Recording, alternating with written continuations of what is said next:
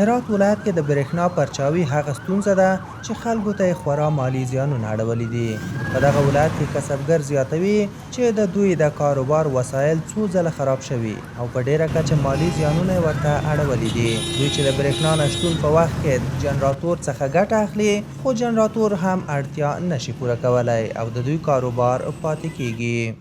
برق هم ضعیف میشه و قوی میشه. ما از همین یه بسیار زیاد تاوان میبینیم. بارها ضرر دیدیم، بارها دستگاه ما خراب شده. این مشکلات داریم دیگه. ان شاءالله بلکه دولت رسیدگی بیشتر بکنه. همین یخچالا و یا اینا هم به برق میخوره، وقت نباشه جنراتورش هم میکنن، تیل و اینا یخچالا جواب نمیده.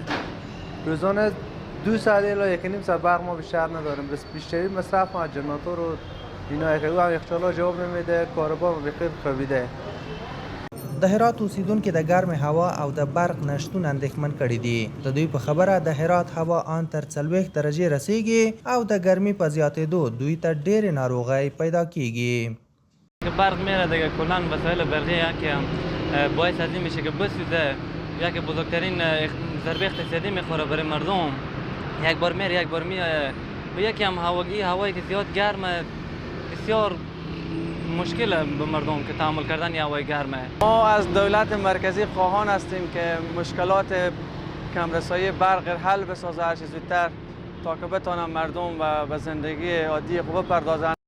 له بلې خوا د هرات د برېښنا ریاست مسئولین شته ستونزمني او زیاتوي چې هرات 260 میګاواټه برېښنا ته اړتیا لري، خو اوس مهال 180 میګاواټه برېښنا په دغه ولایت کې شتون لري چې د ژمي او اوړي موسم کې د خلکو مصرف زیاتیږي، د همدې امله پرچاوي هم زیاتیږي. موږ فعلا لپاره هرات 260 میګاواټه برق ضرورت لري او د اوس لپاره تقریبا موږ 180 میګاواټه برق لرو د دواړو کشورو څخه همسایګانو څخه.